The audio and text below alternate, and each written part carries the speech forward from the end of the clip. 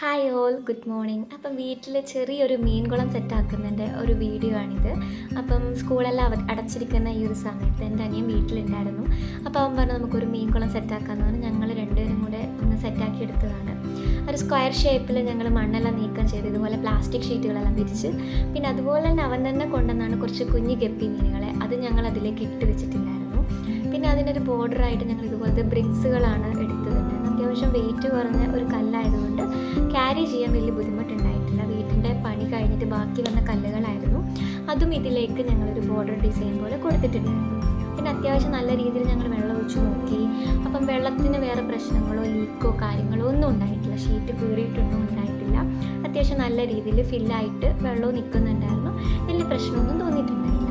പിന്നെ ഇതിലേക്ക് ഏത് മീനെ ഇടണം, ഏത് മീനെ വളർത്തണം എന്നൊന്നും ഞങ്ങൾക്കറിയത്തില്ല.